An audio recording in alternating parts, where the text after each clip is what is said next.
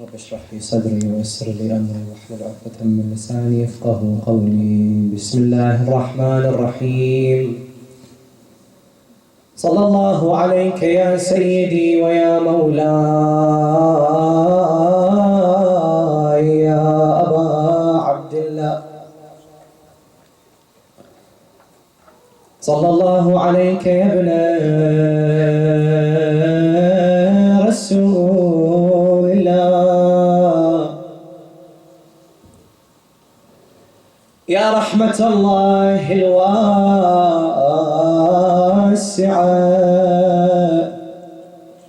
ويا باب نجاة الأمة،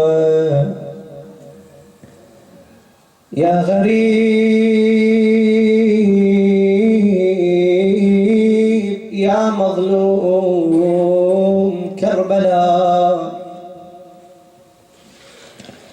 ما خاب من تمسك بكم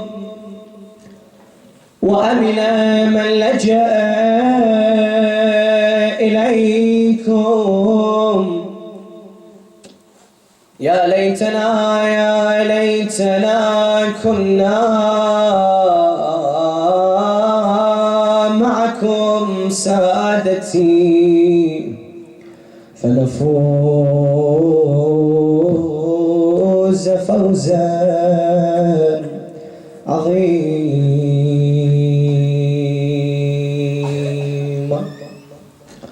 يا نفس إن شئت السلامة في غد فعن القبائح والخطايا فاقلعي، وتوسلي عند الإله بأحمد، وتوسلي عند الإله بأحمد وبآله فهم الرجاء في المفزع. يا نفس من هذا الرقاد تنبهي، إن الحسين سليل فاطمة نعي، فتولعي وجدا له وتوجعي، وتلهفي وتأسفي وتفجعي. منعوه شرب الماء،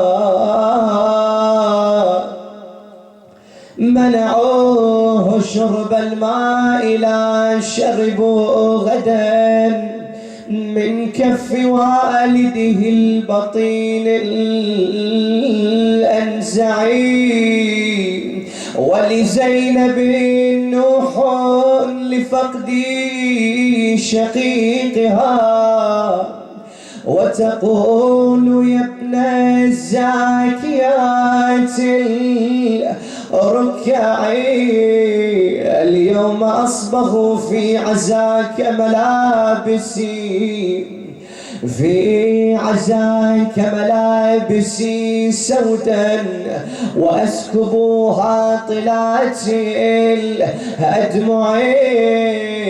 اليوم شبوا نارهم في منزلي، وتناهبوا أما فيه حتى مقنعي. اليوم ساقوني بقيدي يا أخي، يا أخي، والضرب ألمني وأطفالي معي، حال الردى بيني وبينك يا أخي. لو كنت في الأحياء هالك موضعي، مسلوبة مهروبة مسحوبة منهوبة، هي مسحوبة منهوبة حتى الخماية هيا أري وبرقعي. آمنا بالله صدق الله العلي العظيم. إنا لله وإنا إليه راجعون. وسيعلم الذين ظلموا أي منقلب ينقلبون والعاقبة للمتقين. قال الله الكريم في كتابه الحكيم: بسم الله الرحمن الرحيم. فلينظر الإنسان مما خلق من ماء دافق يخرج من بين الصلب والترائب. آمنا بالله صدق الله العلي العظيم. أفلح من صلى على محمد وآل محمد.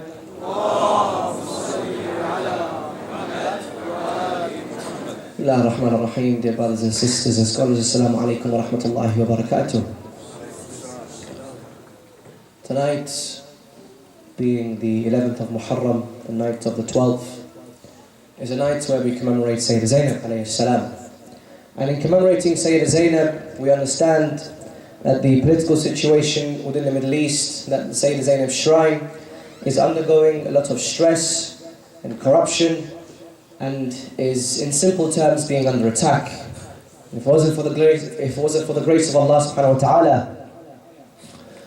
this beautiful shrine would have probably collapsed or been destroyed by those who have hatred towards Ahlul Bayt, by those who want to remove the remembrance and remove the memory of the Ahlul Bayt from the hearts of the believers.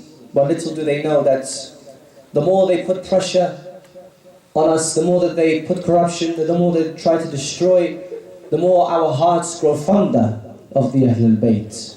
And it's the saying where diamonds under immense pressure will then shine.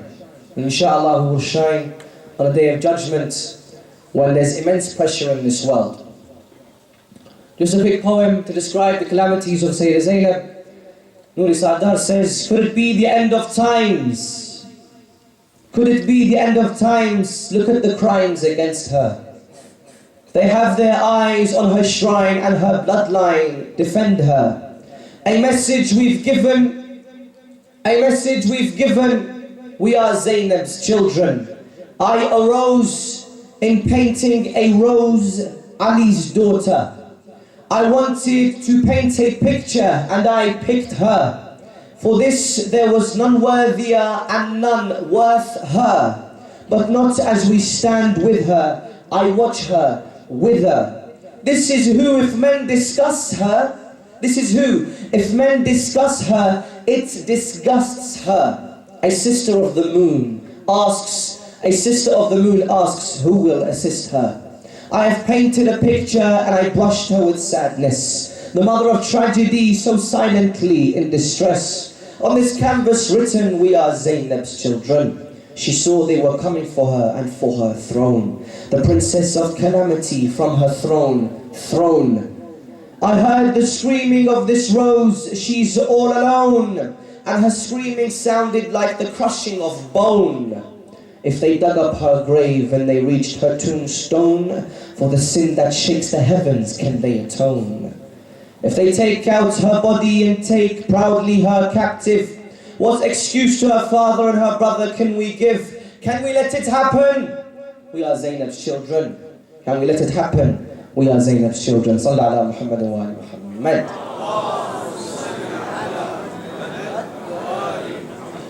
In essence, human beings, when they are born, there's nothing that distinguishes them from animals. For when they are born, they have two faculties, two elements in which they interact with life. These elements are anger and desire. Babies, when they're born, they're angry most of the time, for they cry for their needs and their wishes, and the desire is there for their needs and their wishes. Over time, this develops. However, the humanness or the potential for humanness is there. It's present, but not there yet.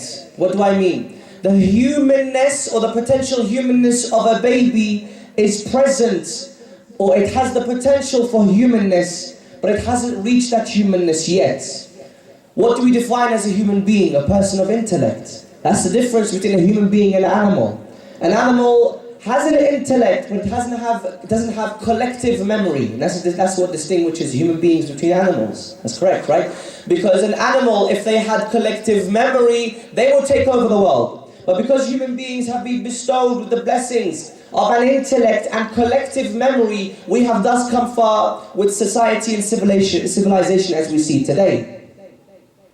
The power of desire and the power of anger, and on top of that, when the children grow up, they produce the power of imagination. You see children who are very creative, very imaginative. They can come up with wild stories of princesses and princes and all that. They have come up with this imagination, but this imagination, the power of imagination, the power of anger, and the power of desire, if they are not controlled, you become like the devil.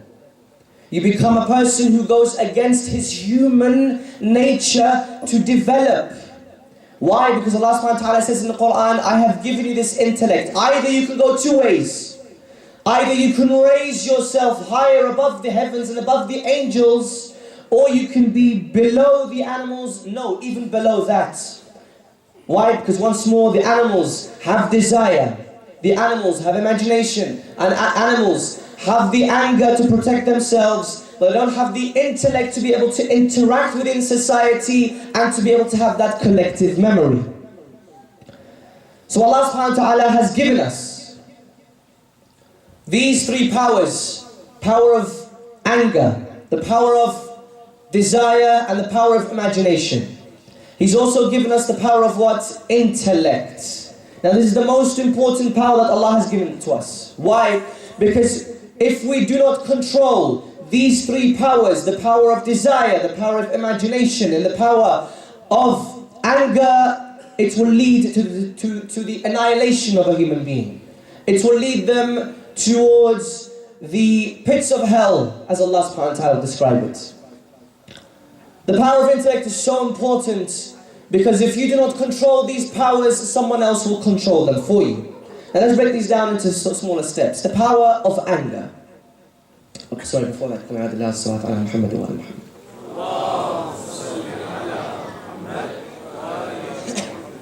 The power of anger. When someone is angry, they react to a certain situation. Now this anger, just a brief story that's come to my mind in terms of overcoming anger. A young man comes to his father and says, "Father, I have a problem with anger. I show my anger and I insult people and I express my emotions so severely and I can tell that people have been upset with me. How do I deal with this situation?" So the father says to his son, "Go towards this fence and every time you become angry and you insult someone or you upset someone, hit a nail into this fence." So within the first week, the son comes to the father and says to him, "Father, I've hit 180 nails in 1 week. 180 nails into the fence."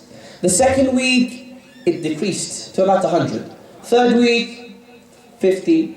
And the fourth week was about 10. So he came to his father after a month. He said to me, "Father, over a period of months, I found that this has become a healing tool for me.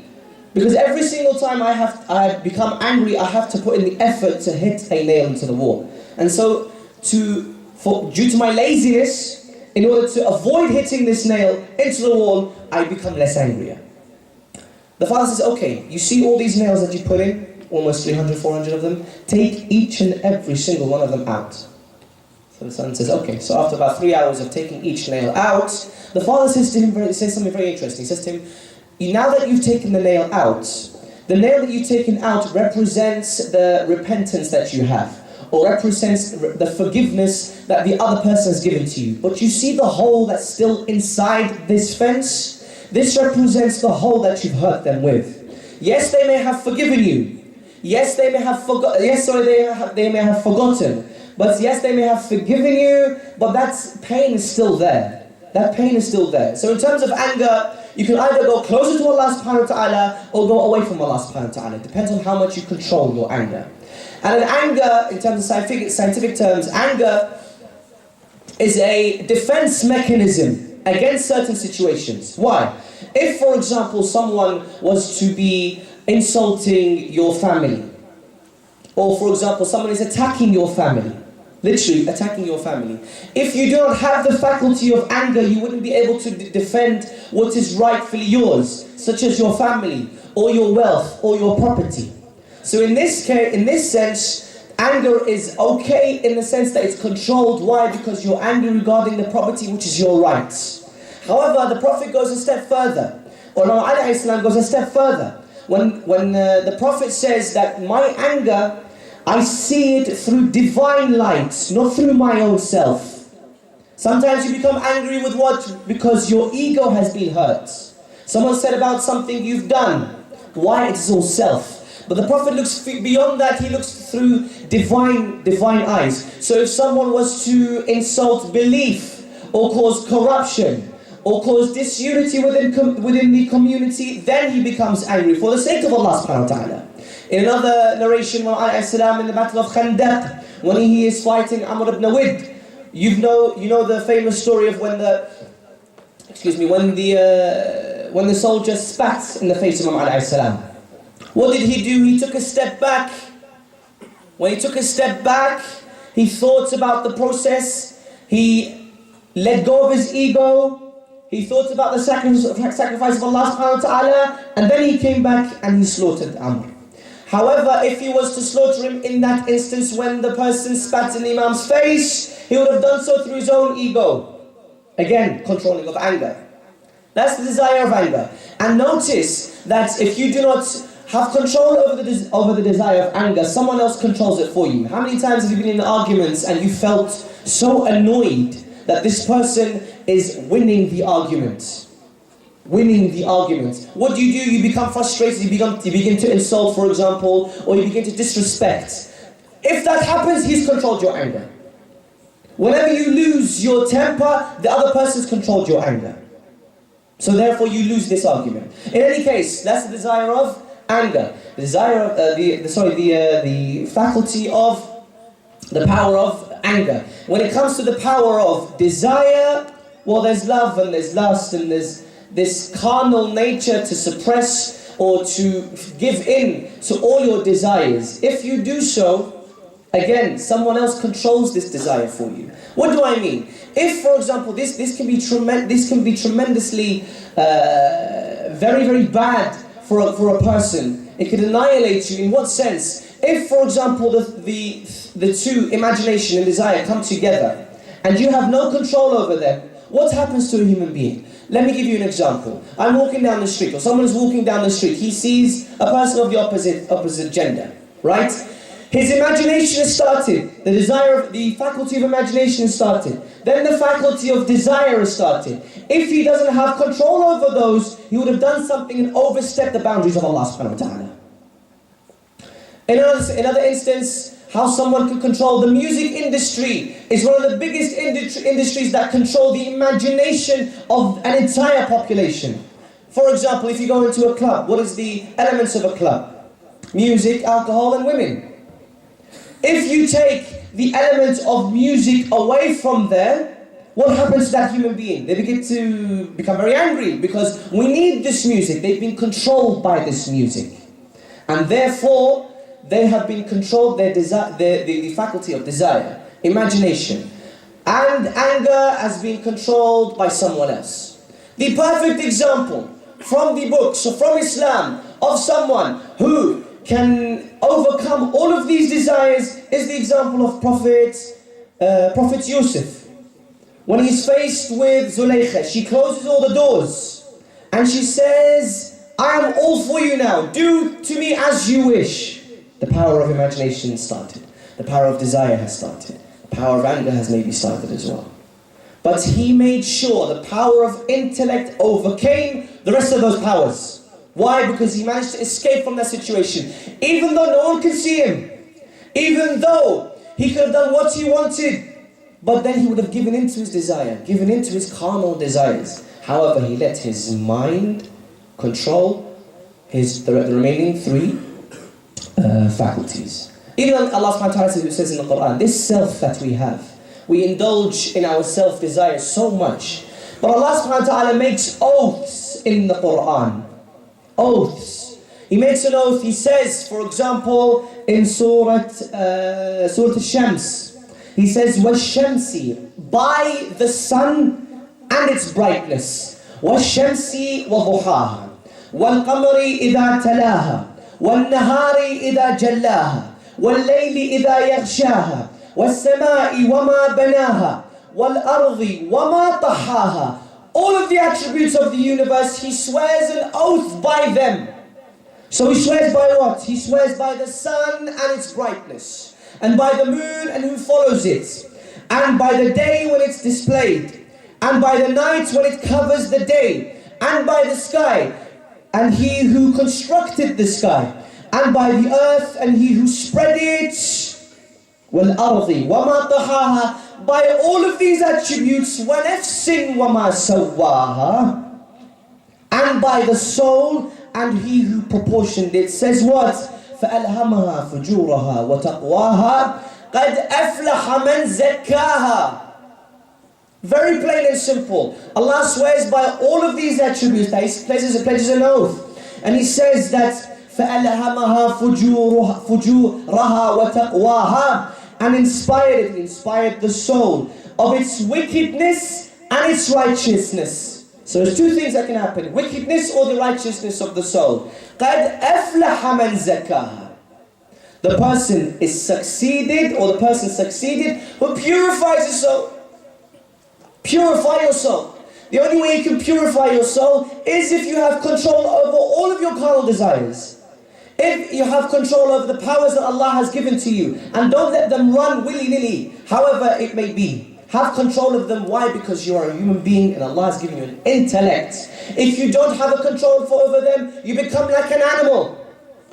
Like an animal, nay, even further than an animal. However, if you do have control over them, you become like angels, even further than angels.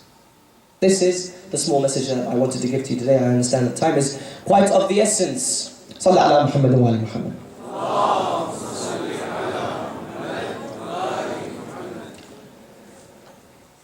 In a poem, Sayyida Zainab describes the sun and the moon as being Imam al-Hussein and as being Abu Fadl Abbas. Because as you know, the two who most protected Sayyida Zainab was Imam al-Hussein and Abu Fadl Abbas. But specifically Abu Fadl Abbas, who had an immense love for his sister. So she describes Imam al-Hussein and she describes Abu Fadl al-Abbas as the sun and the moon. She says, I see the sun setting in front of me. I see the moon setting in front of me. I see not day or night, but your bodies I see. SubhanAllah. Just to analyze this poem. I see the sun setting in front of me, and I see the moon setting in front of me. I see not day, meaning the rays of Imam al-Hussein alayhi salam, the rays of the sun of Imam al-Hussein, nor night, which is the moon reflecting of Bani Hashim, the moon of Abbas alayhi salam. But I see your bodies, but your bodies I see.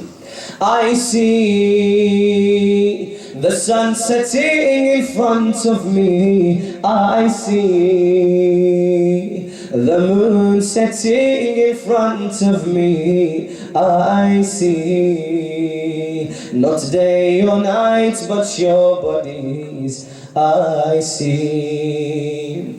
I was left alone and I saw the sun setting. How upsetting. I see this sight, and all I've known is when it sets, I'm left greeting the moon sighting. I see this sight, yet today's sun sets with the moon is not meeting. What a painting. I see this sight. Tell me, does the sun set and never rise? Tell me, does the moon abandon the skies? Tell me, for both my brothers my heart cries. I see. In the absence of light I stood in a darkness, and so restless I'd cry their names. Whenever hurt or danger my eyes would witness, or in sadness I'd cry their names. And I could not search for without the sun's brightness, the moon's braveness. I'd cry their names. I seek, I cry rivers for my brothers. I seek the sun to dry out these rivers. I seek the moon on his helmet feathers. I see. I looked everywhere for the moon, even the night was without light, without the moon. Me and the skies would feel safe, but with his plight we live in fright. Without the moon, I'd recall him upon his horse, beaming moonlight. Oh, what a sight! Without the moon, I wept, hoping that he'd come when he hears. I wept, hoping that he would wipe my tears. I wept, and I waited decades and years. I see. I asked to see the sun and saw it was laying, and I'm praying. Oh, what a sight! Alone and for my brother's warmth I was craving. How amazing! Oh, what a sight! And yet hanging from his horse I saw him swaying and not moving. Oh, what a sight! I screamed, seeing the sun on earth fallen. I screamed, as witnessed by all his orphans. I screamed, knowing that he won't awaken. I see. When it comes to the captivation of Sayyidah Zainab, for she was held captive for months on end. When taken captive for the sun and moon I plead, that's my road leads to see their light. I am to by those who destroyed them out of greed, be let go to see their light. I am to by those who destroyed them out of greed, be let go, freed to see the light. I return to hear the sun and moon were carried to be buried to see their light. I stood in neither the day or the night. I stood in grief's darkness without their light I stood. I witnessed the sun and moon's plight I see. Sayyid Zainab, on the day of Ashura, during the aftermath of Ashura, she had one more brother to look after. This man, Imam Zayn al-Abidin, who was too sick and too ill to accompany his father towards martyrdom. At the time of the martyrdom of Imam al-Hussein, he would come with a cane and dragging his sword in order to try and save Imam al-Hussein. But Sayyidah Zainab said to him, wait. When the enemies came, after they burned the tents and looted the camps, they came towards Imam al-Sajjad. One person would say we should slay him, the other would say we should wait for the orders of Umar bin Sa'd. There comes Shimr walking towards Imam Zayn al-Abidin, unsheathing his sword, but Sayyidah Zainab threw herself on the body of Imam al-Sajjad, saying to Shimr, if you kill Imam, then you must kill me. She threw her body on her brother.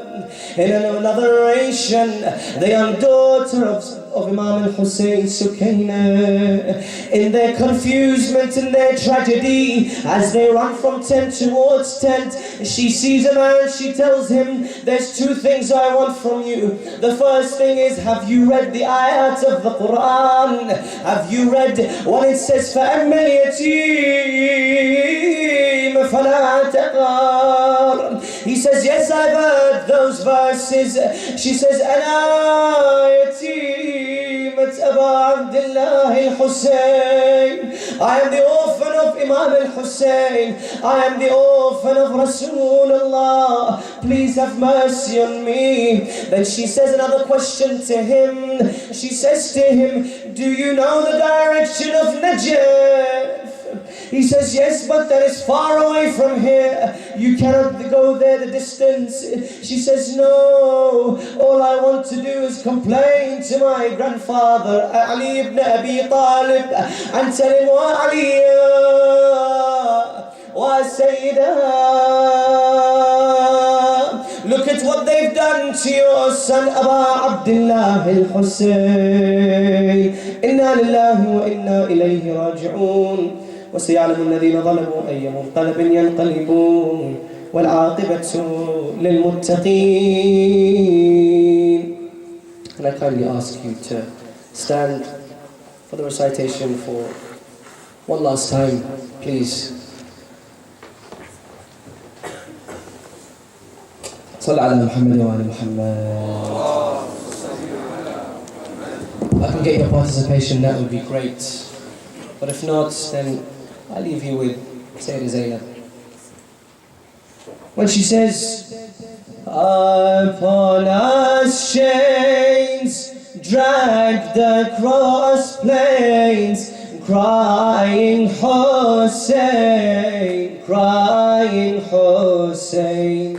Upon us chains dragged across plains, crying Hussein, crying Hussein, crying Hussein, crying Hussein. We'll say to Zainab, crying Hussein, crying Hussein. I stand here gripped in your absence with a tyrant, as men who feasted on your blood stand triumphant, as your daughter shake in fear and bewilderment. Oh, who taught us patience, who will make them patient?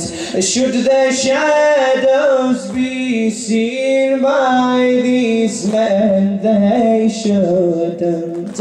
Or would they let I stare upon them. No, they shouldn't. These are your daughters, leave your teachings, they couldn't. And they scream, show me forgotten you, they haven't.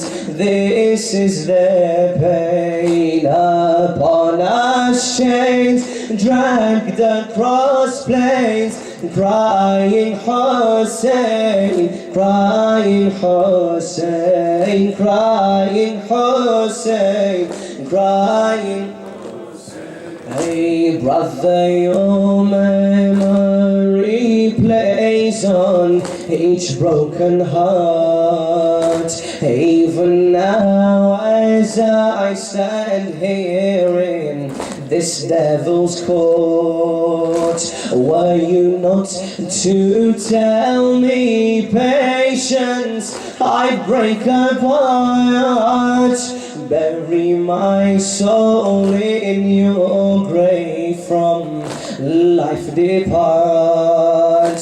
Brother, I envy those who you've allowed to mourn. I must leave them, but I was as their hearts are torn.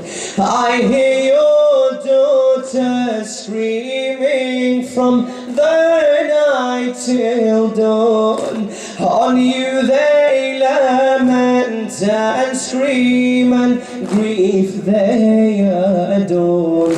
Upon these plains, upon us chains, dragged across plains, crying Hussein, crying Hussein, crying Hussein, crying. Oh Yazid, you think our beliefs you can distort, when the teachings of God this household have been taught. Oh tyrants, where are our men to give us support? They've embraced death as your tyranny, they've all fought. Oh tyrant, were Abbas to see how we're enchained, and oh Abbas were, oh tyrant, were Abbas to see how we're enchained. With his sword your throat he would sever, vein to vein, and it's after he cried out, oh self, after Hussein. He lies by the river, no eyes, and his hands slain. This is your shame. Assalamu alayka ya Aba Abdullah, wa ala al-arwah allati hallat bifinaik. عليكم مني جميعا سلام الله أبدا ما بقيت وبقي الليل والنهار، ولا جعله الله آخر العهد مني لزيارتكم. السلام على الحسين وعلى علي بن الحسين وعلى أولاد الحسين وعلى أصحاب الحسين، خصوصا سيدي ومولاي أبي الفضل عباس واخته زينب جميعا، ورحمة الله وبركاته. إلهي بمريض كربلاء زين العابدين يا رب، عافي وشافي جميع المرضى، على أخص من أوصانا بالدعاء يا الله. اللهم وفقنا لمراضيك، جنبنا معاصيك، اجعل عواقب أمورنا خيرا يا الله. اللهم ارزقنا في الدنيا زيارة الحسين، وفي الآخرة شفاعة الحسين يا الله. اللهم عجل لوليك الفرج، واجعلنا من أنصاره وعوانه، ومن الذابين عنهم من المستشهدين بين يدي يا الله. إلى أرواح المؤمنين والمؤمنات. Before I request the Surah Al-Fatiha, just a couple of words, and I apologize to say, just apologize, just 2 minutes to take of your time, just to thank you for your support and your presence. this is actually the first time I've given sort of a series of lectures, so I hope you can forgive me for any limitations in terms of the knowledge, in terms of the dissemination of the knowledge, just in case anything was missing or an ayah Qur'aniyya was said wrong, or anything along those lines. Please apologize. I apologize, on my behalf for anything, any limitations. Second, I'd just like to thank Sheikh Ilahi for providing me with this opportunity to be able to serve you all and to be able to be amongst you, such sincere hearts. I have no qualms or problems with any of you. I love you all, and thank you so much for the opportunity, Sheikh, and I really do appreciate it. Another special thank you to the volunteers who, although they wanted to serve, but I told them, I don't eat much and stuff, and I can just see the sincerity in their faces, especially when it comes to these 10 days. SubhanAllah, there's something about Ashura which brings out the service in someone. And I appreciate that. I really do appreciate the service and the loyalty from those volunteers who work tirelessly to bring you this majlis. So please take it within your hearts, if you can, to thank them, if not to pray for them, to pray for the Imam, to pray for the success of this Bayt Allah, as Shaykh Ilahi puts it, this house of Allah subhanahu wa ta'ala, because this is a service open to you all. And just to say, I encourage you to make monthly donations or monthly membership, because that way, when you give, you expect something back. So when you give towards House of Wisdom have always opened their doors to the servers and always opened their doors for education and for commemoration. So in terms of expectations, don't worry, they will fulfill your expectations. I'm pretty sure of that, because they have quite a large committee and they have dedicated people who are willing to provide a massive service to you all. So when you do give, it's not out of pity or charity. No, give with full conviction that you are giving towards Allah subhanahu wa ta'ala. So just that minor few words, and one more time before you ask a sort of Fatiha for the amwat of Jami' al-Hadirin, all of you who are here, your amwat, your deceased loved ones, the loved ones of the volunteers, the loved ones of Imam Ilahi, Sayyid Najah, the loved ones, my personal loved ones. I'd love for you to recite Fatiha for me as well, for my loved ones as well. جميعا إن شاء الله نهدي لهم جميعا سورة المباركة الفاتحة قبل الصلاة على محمد وآل محمد.